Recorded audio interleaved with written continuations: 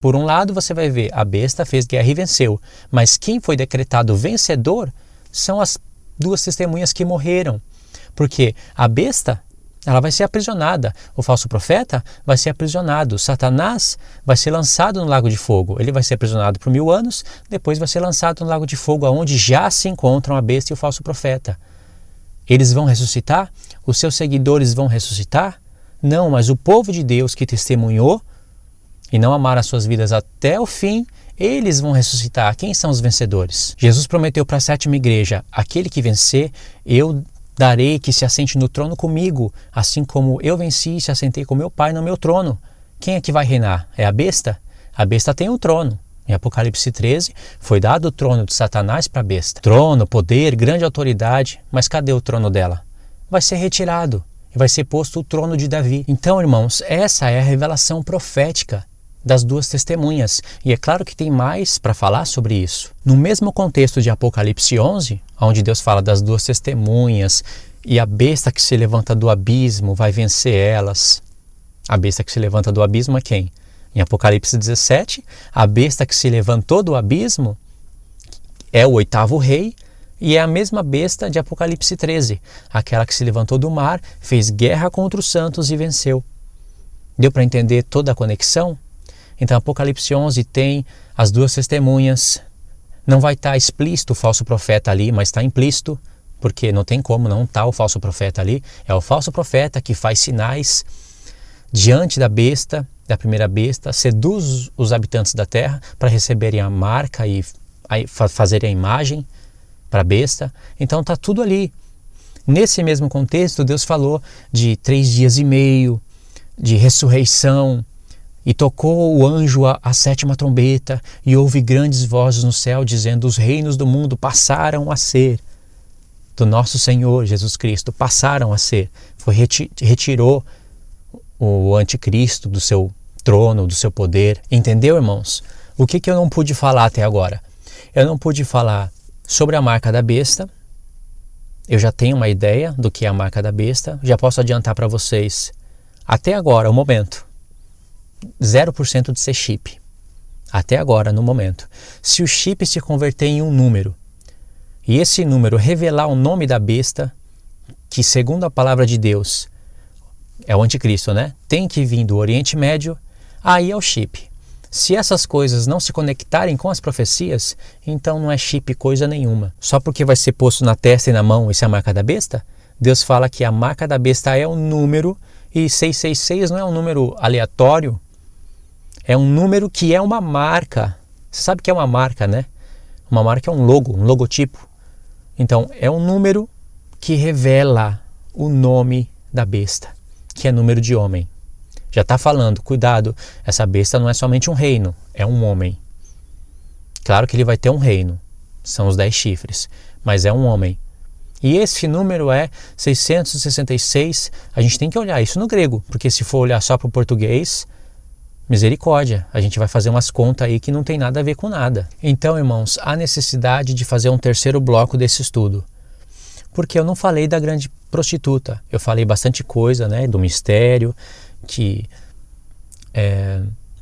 envolve o Apocalipse 10, está relacionado com o Apocalipse 17, com os pés da estátua, mas tem muito mais para se falar sobre essa grande meretriz, porque um grupo de pessoas muito grande acredita que ela é Roma, é o Vaticano.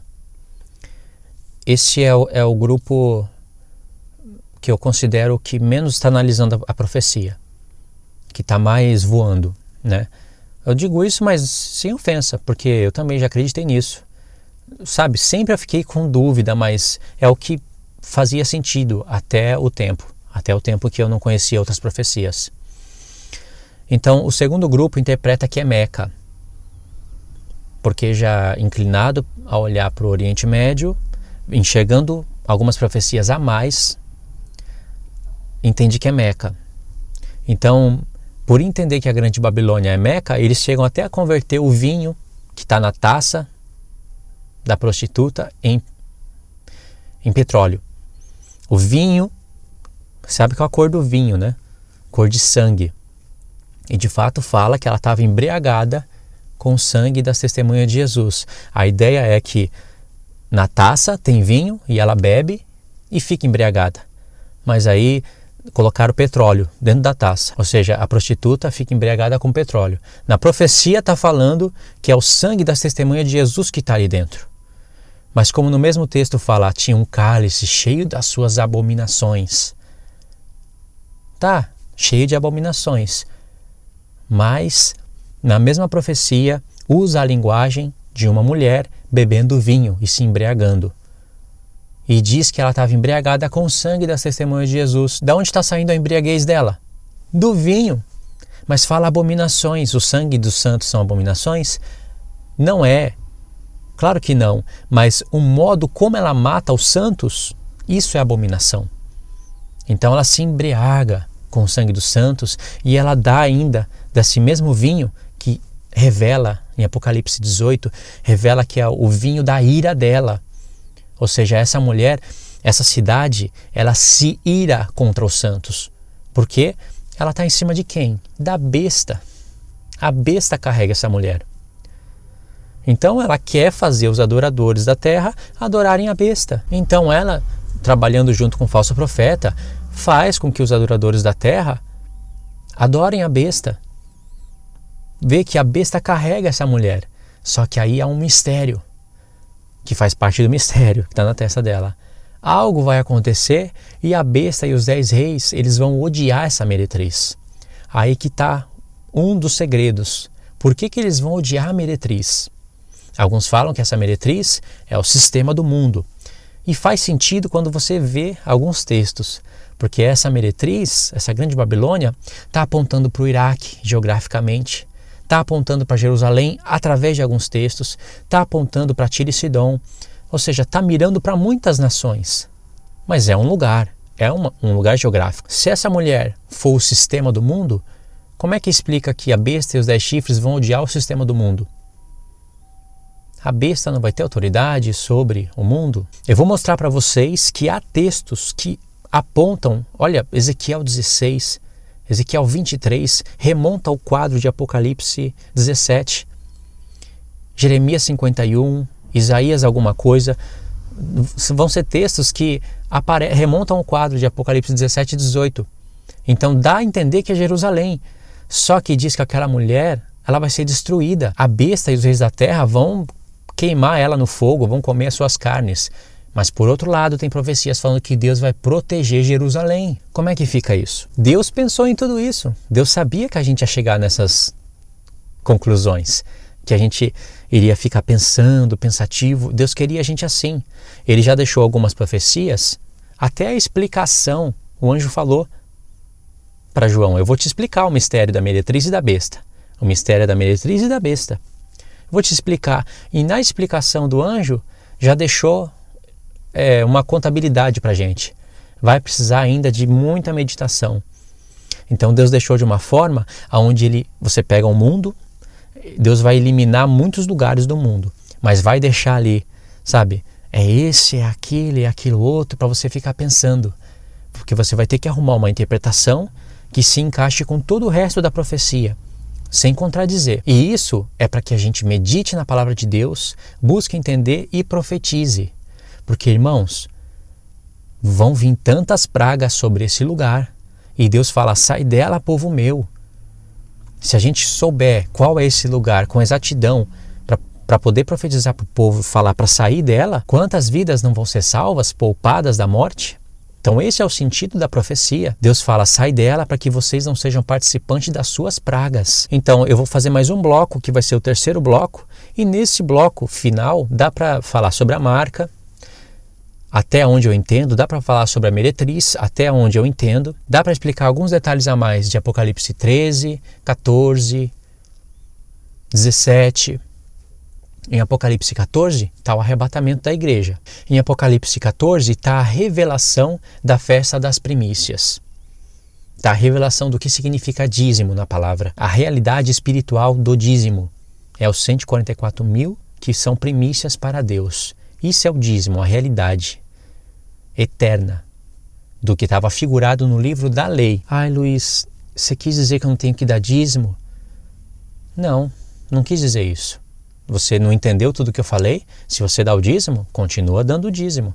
Se é de coração, você está contribuindo para a obra de Deus, aonde você congrega. Mas uma vez que você entender esse assunto, a parte espiritual dele, você nunca mais vai dar dízimo. Você vai contribuir, se você estiver congregando. E se você analisar a obra, né? Você vai contribuir, é claro. Talvez até mais do que o dízimo. Mas você nunca mais vai dar em forma de dízimo. Porque o assunto do dízimo é espetacular, espiritual. Não é nada disso que é ensinado em muitas das igrejas. Eu estou falando isso, irmãos, para tentar eliminar algumas perguntas. Porque não dá para responder certas perguntas no campo do YouTube. Dá sim para eu agradecer alguns irmãos, sabe? Ter uma participação ali com as pessoas que me seguem. Mas não dá para... eu vou explicar para vocês o que é a Grande Babilônia, escrevendo. Não faz sentido isso, né? Então alguns irmãos, sabendo disso, chegam até a me sugerir vídeos. Irmão Luiz, dá para fazer um vídeo de não sei o quê? Dá para fazer. Eu anoto lá. Para quando sair o tempo certo, eu faço esse vídeo. Aí alguns irmãos falam que eu esqueci de explicar tal ponto. Aí eu anoto também. Realmente eu esqueci de explicar tal ponto. Então já estou deixando claro os pontos que eu não expliquei. Os assuntos que não dá para falar nesse vídeo. Ok, irmãos? Então é isso daí. Só no assunto da meretriz, nós vamos ter muito texto para ler. Muitas coisas para pensar. E como eu já disse antes, vou repetir agora, eu vou tentar minimizar o máximo de dúvida possível, não todas. Vou tentar eliminar até algumas dúvidas, mas tem coisas que eu ainda não entendo. E tem coisas que eu penso entender e que depois eu vou ver que precisa de ajuste. Então, eu conto com vocês também. Se vocês tiverem sugestões, vocês podem estar passando, escrevendo, dá para eu dar uma lida, entendeu? Se vocês procurarem chamar a atenção ali, porque e-mail muito grande não dá para ler, não é? Eu não vou poder ler todos os e-mails grandes, mas chama a atenção ali nas primeira, segunda linha, aí dá para eu ler, né? Uma sugestão e dali pode sair um vídeo, pode sair uma clareza sobre o assunto. Às vezes funciona assim também. Ok, irmãos? É isso daí então. Eu agradeço você por ter assistido o vídeo até o final. Agradeço a Deus também por ter deixado você assistir o vídeo até o final. Você deu para notar que tem bastante coisa espiritual, bastante coisa conectada e que tem muitas doutrinas que não estão de acordo com a palavra. A gente tem que rejeitar mesmo, se desviar dessas doutrinas. Eu sei que às vezes onde você congrega não tem esses estudos, não tem esses tipos de ensino. Infelizmente, isso é uma realidade na igreja hoje, porque eles estão focados muito em música, em louvor, em ministério. Então não vai ter mesmo esses ensinos, né? Poucas igrejas são focadas no ensino bíblico mesmo de profecias. E também a vida não é só profecia, não é? A profecia é muito importante, mas a vida não é só chifre pequeno, chifre grande, 10 chifres, a prostituta, o dragão. A vida não é só isso. A vida também segue o evangelismo, entra pessoas novas na congregação, estão ali com o coração arrebentado, estão em um momento de transição, muitas dúvidas. Então, tem que ter paciência por esse lado também, entendeu? Tem que separar os irmãos ali que já são mais maduros na fé, para ir conhecendo essas coisas e ensinando os outros irmãos que estão começando de pouco a pouco.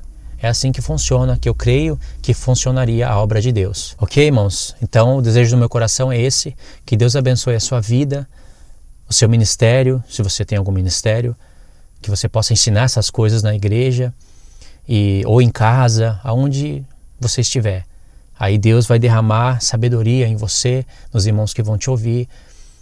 Todas essas coisas vêm do Senhor. Então a gente agradece o Senhor e pede mais para Ele. Deus sempre vai dar sabedoria para o seu povo e vai revelar tudo, os seus segredos, os seus mistérios aos seus servos, os profetas. Vai revelar para que a gente profetize a volta dele. Tudo bem? Então, fiquem na paz de Cristo e a gente se vê no terceiro bloco.